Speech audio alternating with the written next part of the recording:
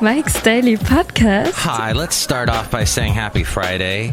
And if it's not Friday when you're listening to this, happy whatever day. It's Mike Matthews broadcasting from Cafe Anyway, located somewhere in Podcaster Valley, Mont, the last place on earth. It's episode 1356, 1356 today. We hear from the Disgruntled Fiddle player, the Brewmaster, Benita, and we'll get to the segment called Matthews News. Mike's Daily Podcast. I had such a wonderful day yesterday. I've been so blessed this week to be in the company of so many Mike's Daily Podcast. Lovely women. On the Wednesday, it was Lady Katie, and then I have to tell you, in the 80s, I had a mullet, and I discussed these things with Sylvia. She's my only listener, and I feel I'm going to go to Transylvania and become a vampire for no particular reason. Mike's Daily Podcast. Because Transylvania is the hip place to be. If you want to talk like this, it's great. It's the Mike's Dracula, Daily the Blood Podcast. Well, hey. Yeah! Who was I talking to? There was a huge Vampire Diaries fan. Oh, Nick's fiance. She was like, Mike, I like the Vampire Diaries. I visited with Nick and his fiance and their roommate, Jan. Not to be confused with when people listen to the radio show that I produce, where I am not the host, because I would be an exciting host.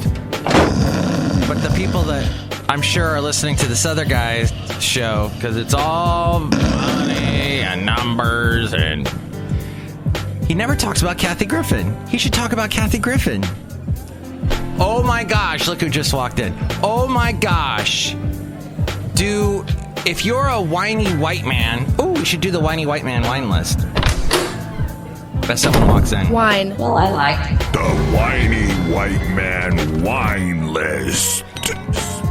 I cannot believe on the whiny white man wine list how they are just whining about Kathy Griffin. For the love of God, she's a comedian. Comedians are scary. Safe comedy sucks. Safe comedy sucks. I know my comedy is not that, it's not edgy at all, but I know that the edgy comedy is the comedy that makes you really laugh, because you're like, oh yeah, that's true, that's so what it is. And that thus I am not a comedian. But and here's today's podcast picture. I am a photographer, and I took this lovely picture of the wonderful town of Laughville. I forgot what my picture is. Oh yeah, it's me again. This show is about me, and it always has been, and it's me with Basil the Boxer. Again. He's been in three pictures this week. Wow. This show is about me, and it always has been. This time we are standing in front of Alameda. This picture was taken at Bayfair Island. But yeah, so Kathy Griffin is going to make jokes. Saturday Night Live is going to make jokes. And you're going to make fun of people and whatever. I don't understand. Oh, Donald Trump's son was traumatized. Well, Donald Trump's son is the son of the President of the United States of America. There's a lot of stuff he needs to wrap his head around. He's going to grow up fast. Chelsea Clinton grew up fast. George H.W. Bush's daughters grew up. You know what? It's not easy. Jimmy Carter's daughter and Ronald Reagan, etc. You're the president of the United States. You gotta have some cojones. So I saw Sylvia yesterday, and we had a 3-hour discussion about all kinds of things, and she listens to this podcast, and she had all kinds of feedback for me. Apparently, I've been very angry lately. I didn't realize how angry I'd gotten. I didn't know I'd become such a bitter old man, and I apologize. I'm going to talk about positive things. Like this, for example. Where's my list? My mic list. Okay. Sherlock Holmes' younger brother is a very funny movie. Watch it. It was from the early 70s, and it featured Gene Wilder. He had just done Blazing Saddles. He was about to do Young Frankenstein, and he wrote this movie. He was writing a lot. I think he wrote Young Frankenstein, and he wrote this movie called Sherlock Holmes' Younger Brother, which is actually partially true. It follows a lot of the Sherlock Holmes lore, but it is total crazy 70s slapstick nonsense fun. Marty Feldman is in it, and Dom DeLuise. And he plays this over-the-top Italian opera singer. Oh! And it's free on YouTube to watch. The whole movie is up. So watch it and laugh.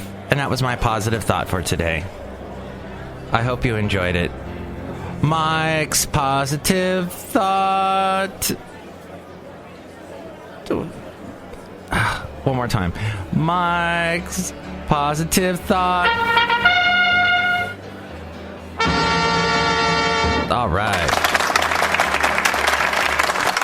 Okay, one more. Yay. All the sounds you can do with a horn. Oh, wait, one more. So much fun, wind instruments. Everyone knows it's windy. Little callback to the last show, my friend. Sylvia and I discussed many things. Sylvia has a huge, expansive knowledge of music. She loves to go see... She goes to see the concerts and the bands, and we were discussing Greg Proops and his wonderful podcast, and he always mentions how you should go see the people that are still alive that are doing concerts. Like, he went and saw Ray Charles probably in his last years, and he was so glad he saw... And Johnny Cash, just before he left us on this plane of existence. So... and she's going to see Duran Duran. I don't see them dying anytime soon, but whatever. You never know. So she's going to see Duran Duran, Daryl Hall, John Oates. They don't like to be called Hall & Oates. Did you know that? They got to have their first names in there. And in fact, I interviewed a band called Yarn that had one of their songs produced by John Oates. And that's in the interviews section of MIKEs-DAILY-PODCAST.com. Where you can also help out the show through the Amazon link. If you're going to buy anything on Amazon, go through that link at MIKES-DAILY-PODCAST.com. That quick little click helps us out. It's a quick little click. You can also help us out through the PayPal. You'll get a special greeting from all the Cafe Anyway characters, and you'll become an inglorious Mike's Daily Podcaster. So, we were also talking about, let's see, she's going to see, Hall & Oates with Tears for Fears. That's very interesting. But it makes sense, because both from the 80s... And Tears for Fears is two guys that made all the music, Kurt Smith and Roland Orzabal. So it makes a lot of sense. It's sort of the Hall & Oates, Curtis Smith and Roland Orzabal. Smith and Orzabal. That's what it would be. Smith and Orzabal, Hall & Oates. So that's going to be a cool tour. She's going to see a bunch of shows. So we were talking about music. We were talking about Buddhism. And did you know there's a Buddhist temple in Niles? Niles, of all places, a little kind of western town not smack dab in the middle of Fremont, but it's in Fremont, and you get the whole, there's like a little train station there, and Charlie Chaplin is referenced all throughout the little downtown, and you can drink some delicious local beers at some of the places there. Along the strip, we were talking about the coffee place there that's run by crazy religious fanatics and Christians. That's what they are. But they're crazy Christians. And then let's see what else. We were talking about Niles. I actually interviewed a guy working at a Niles ice cream store in a previous podcast, I think that a year ago. So, Sylvia and I discussing the Buddhist temple there and how she found Buddhism. And we talked about just so many, and my thing where I'm trying to find a woman.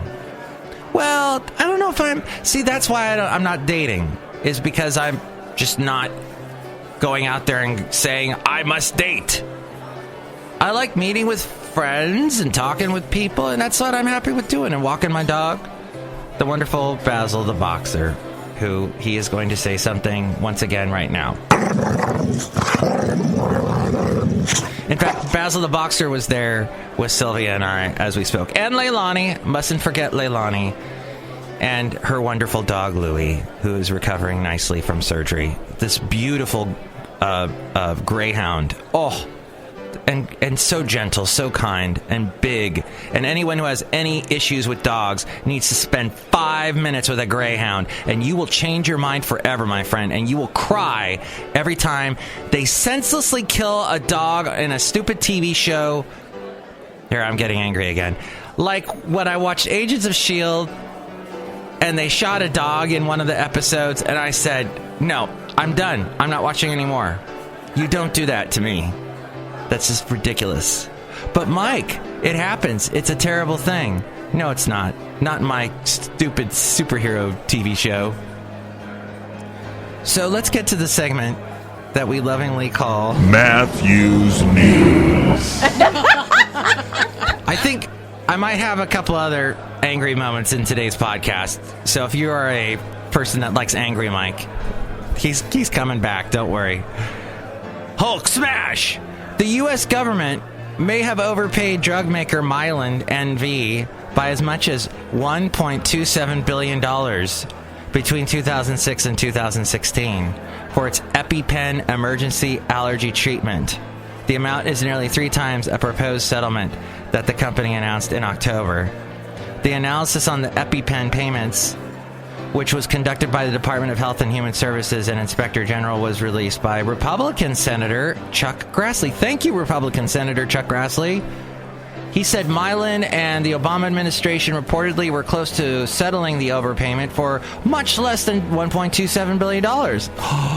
Taxpayers have a right to know what happened here and to be repaid whatever they are owed, and I agree with him. Frickin' EpiPen. Well, the EpiPen helps people. That's good, but it's the Mylan. President Donald Trump's administration asked the U.S. Supreme Court to immediately reinstall my stalled travel ban. Put it back in. Put it back in now. Thank you. You hadn't put it in yet. So he is... I'm looking for a great Trump sound effect that I could drop. Oh, here. I'm really rich. Well, no, what's the other one? Oh, darn. This one? Washington's made things worse. Oh, well, there. Obama was explaining himself. Oh, yeah, Trump talking about himself. He's a showboat. He's a grandstander. The request puts a Trump initiative before the Supreme Court for the first time. This whole thing, and brings the 9 justices into a national drama. Now they're pulled into it, because now we got 9 again. And now we will break it down. Break it down. The whole thing about, is Trump targeting Muslims and abusing his authority? The case will give the first indications of how Chief Justice John Roberts' court will approach one of the most controversial presidents in the nation's history. Who wrote this? Bloomberg. Okay. He is the most controversial one. I don't know. I'm not a historian, but, I know we've had some crazy presidents in the past. I wasn't alive. Well, I was alive for Nixon, but threats against President Trump for his first 6 months in office are tracking about 6 to 8 per day. That's it? Wow. According to the Secret Service. It's about the same number of threats made against former President Obama and George H.W. Bush. They include emails, social media postings, and someone reporting a suspicious statement. All threats against a president or a protectee are investigated by the Secret Service. Many individuals later walk back their threatening statements, or the threats are found to lack serious intent. Others are referred to the U.S. Attorney General. One high-profile incident expected to be investigated is the whole Kathy Griffin. Oh, here we go. Showing her holding a beheaded facsimile of Mr. Trump's head. Look, Kathy Griffin, I don't understand. No one even talked about her forever. She just hosted the New Year's Eve show. She was just sort of one of these superfluous comedians like Rip Taylor. Does anyone remember Rip Taylor? Is he still alive? Someone just off to the side, whatever. So she thought no one was watching her. No one cared about her. So she went and did this extreme thing. Would I have done it? No.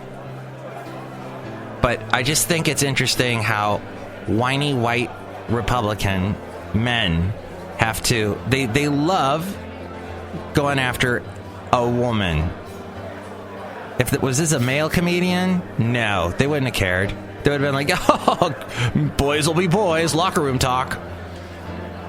A report expected to be released, well, it was released yesterday, so it's not expected to, unless you're listening to this in the past, by a workers' advocacy group, and I think that is the appropriate way to pronounce that. We're going to talk like we have a cold now. They say Walmart, the nation's largest private employer, routinely refuses to accept doctor's notes. They refuse. And they penalize workers who need to take care of a sick family member. And they otherwise punish employees for lawful absences. The report, based on a survey of more than 1,000 employees, accuses Walmart of violating the Americans with Disabilities Act and the Family and Medical Leave Act, among other worker protection laws. And this is very interesting at a time when Walmart is doing whatever they can and doing some interesting things to try and combat Amazon, who's like number one with all retail, or not retail, but online. People buy everything through Amazon. Their stock is through the roof. So Walmart is actually doing fairly well with their stocks because they are trying to broaden their presence on the internet, and they're doing a lot of things and totally pushing the, hey, you can buy something on Amazon, sure, but buy it through Walmart.com, and you can just drive over to Walmart. We'll have it right there for you. You don't have to wait for it to be delivered to you, and you save the delivery cost. That's kind of what they're going for. But now they got this in the news. So I don't know. I don't own stock in Walmart, and I'm happy about that. Chloe Grace Moretz, who you know from that, we were talking about vampires earlier in this. She was in the Let the Right One In movie, I think it was what it was called. Oh, thanks again to Haley for telling me through the text at 336-MM-DAILY. That's where you can call or text me, 336-MM-DAILY, that I got the song wrong. Because the World is Round, because, I think is what it's called, not on Sgt. Pepper's Lonely Hearts Club Band. But it was in the movie. Alice Cooper did sing it, but it was not. It was not on the album. So the movie got it wrong. The one with the Bee Gees and Peter Frampton and Aerosmith. It is actually from Abbey Road. Thank you for correcting me, Haley, who is in his early 20s, knows more about the Beatles than I do, and I'm ancient. I'm justified, and I'm ancient, and I'm KLF. So Chloe is apologizing for the marketing campaign for the upcoming movie Red Shoes, which has been accused of body shaming. It was announced earlier this month that Moretz would voice a character in Red Shoes and the Seven Dwarfs, a new take on Snow White. This version, the dwarves are actually cursed princesses who must kiss the most beautiful princess to break the curse, while Snow White learns to accept herself. At the Cannes Film Festival, the first promotional material for the animated film was unveiled to attract funding and distribution, but the poster attracted controversy. It shows a Snow White transformed into a curvier woman with the tagline, "What if Snow White was no longer beautiful and the seven dwarfs not so short?" implying that curvy women are not beautiful, and that's crap! Angry Mike. Crap! So I like that story being out there, just to get people talking about what is beauty, huh? What is it? I love curves. Oh, that woman had curves that could derail a train. That's the woman I'm all about. Woo! Hey, I could sure use that Simpson sound effect that I couldn't find the other day, and I'm not going to be able to find today. Ah, darn it. Is it this one? Gesundheit. That's not from The Simpsons. It's not Paul Ryan, is it? I think part of what is happening, I think Democrats are letting their hair on fire to get you to cover this story, to try and keep repeating the same story. No, this is... Hachi-machi. That's it, Hachi-machi indeed. And finally, okay, almost finally, The guitar that Jerry Garcia played everywhere from San Francisco's Winterland Ballroom to the Great Pyramids of Egypt fetched over $1.9 million at an auction Wednesday night. It was called the Wolf, the name of that guitar, for you deadheads out there that might be listening. And finally, tucked away in a corner of Apple Park, the Apple campus, the company's new futuristic, custom-designed $5 billion campus in Cupertino, not too far away from where we are here in Podcastro Valley, Mont. There is a low-tech building. This, according to Tech Insider, it stands out in a campus of gleaming glass and concrete structures where even the door handles are custom designed. So why did Apple construct an early 20th century barn in the shadow of its massive new spaceship campus? It turns out the historic Glendenning barn, it was on the land first.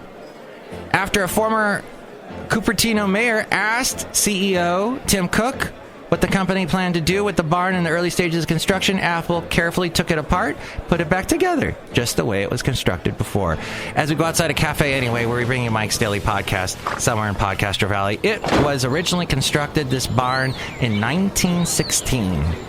It had several changes of ownership as the land around it transformed from the farmland owned by the Glendenning family to orchards, to an HP office park, and now Apple's new headquarters. It's so fascinating. It makes us think of how far we've come from agriculture, which we still have agriculture. We're always going to have agriculture because we need to eat. And animals are cute, especially cows. When I was walking Basil the Boxer yesterday, I was over at Fairmont Ridge yet again. I can't get away from that place. And there was a cow. And Basil went over to the front of the cow and just did a quick jump at him like he wanted to play, I guess, a boxer, when boxers kind of go, poof, and then ran away. Like, I want to play with you. No, I don't, and ran away. And I went over to the cow because he was just standing there on the side of the pathway, and I petted his head. And then he kind of nudged me, like, no, don't do that. And I went, okay, and kept walking. So, how we have changed, and how stupid am I? But that is the end of the show. Don't answer that question. Thank you. Enjoy your weekend. Thank you to Sylvia for continuing to listen and for all your feedback. Thank you, Haley, always for your feedback. And thank you for being you. And stuff. Hey, Mike, we walked in and you didn't say anything about us. I'm Benita, the rodeo queen. And I'm the disgruntled fiddle player. Tell you what. What? Eli just totally blew us off. And I make the earth. I'm the Brewmaster. Oh, boy. Next time, guys. I'll have it on next week sometime. Okay. Oh, boy. Mike's Daily Podcast is written and produced and performed by Mike Matthews. His podcast is super easy to find. Download or listen to his show and read his blog at MIKEs-DAILY-PODCAST.com. Email Mike now at MIKEs-DAILY-PODCAST@gmail.com. See you tomorrow. Bye.